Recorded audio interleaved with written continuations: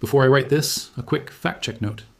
I pulled the real research on diatomaceous earth and bedbugs, and a few things in your reference transcript need fixing before they go out under the HFL name.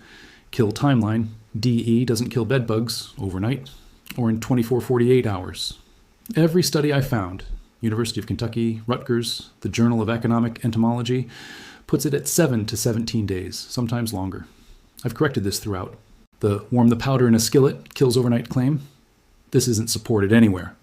There is real science that moisture reduces DE's effectiveness, confirmed by USDA WIRSH patent literature.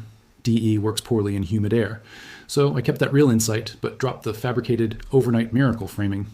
Specific citations, USDA Farmers Bulletin 58, Isocycloarum, the Toledo invoice, J.T. Eaton claims, exact NYC case numbers. These read as invented specifics. I removed or generalized them rather than risk a fabricated citation. The real mechanism, desiccation via cuticle abrasion, no resistance possible, dirt-cheap mining economics, is genuinely strong material. I didn't need to invent anything to make this compelling. Somewhere in the seams of your mattress, in the screw holes of your headboard, behind the outlet plate by your bed, something is waiting for the lights to go off.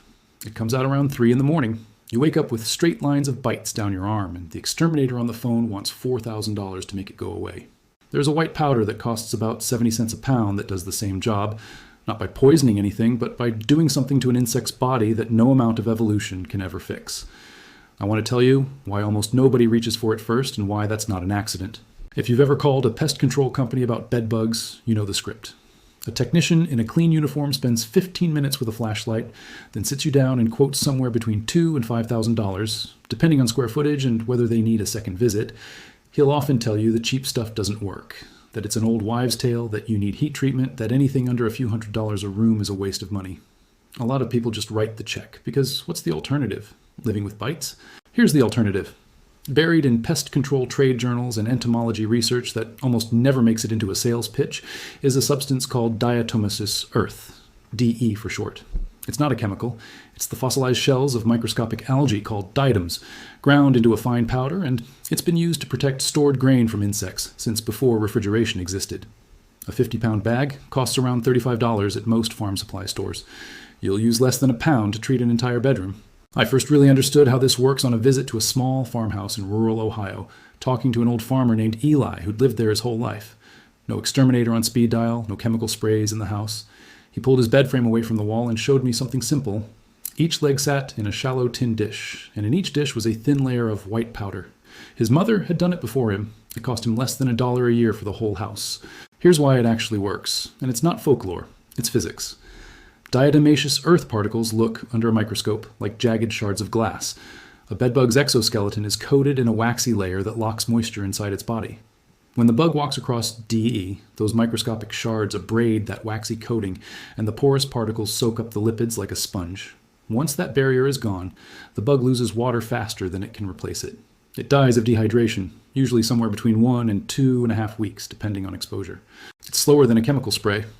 But here's the part that matters. A bed bug cannot evolve resistance to being physically cut open and dried out. That's not a chemical pathway a population can mutate around. It's mechanical. The same powder that worked on a Kansas farm in the 1890s works exactly as well on a bedbug in your apartment tonight. Compare that to the chemicals most exterminators rely on. Bedbugs nearly vanished from American homes by the mid-20th century thanks to DDT and similar pesticides.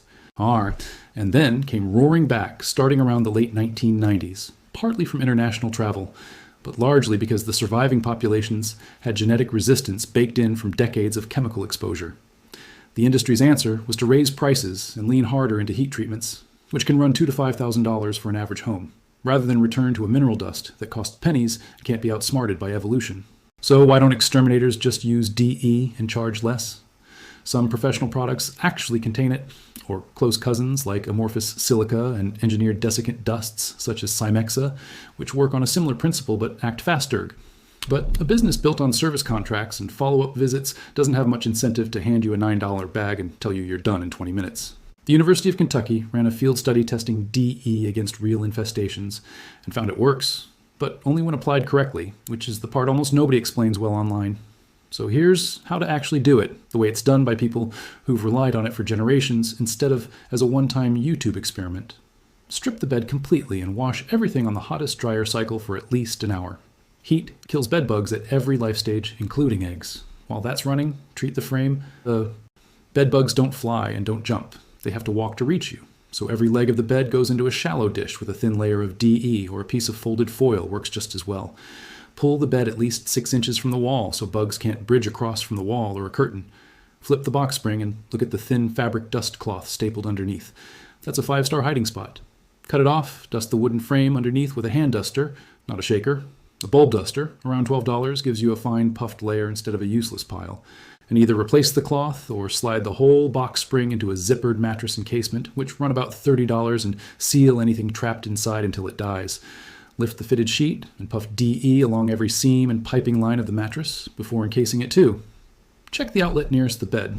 Wall cavities or highways, bugs used to move between rooms. Remove the cover plate and puff a small amount into the void behind it.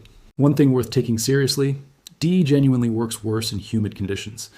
The same research that confirms the desiccation mechanism also confirms that moisture in the air or in the powder itself blunts its effectiveness.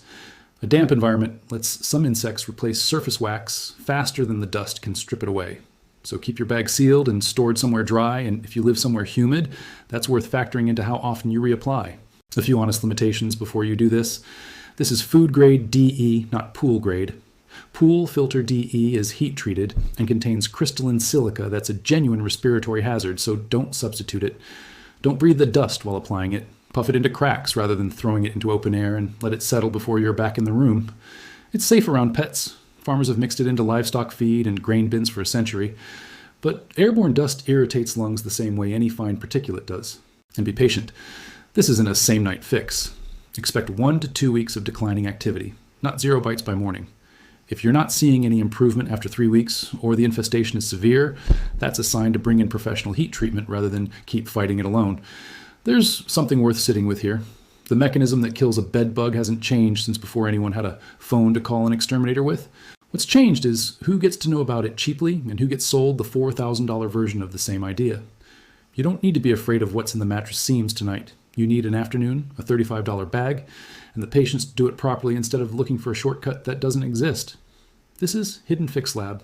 We dig up the practical knowledge that got quietly priced out of reach. There's more where this came from.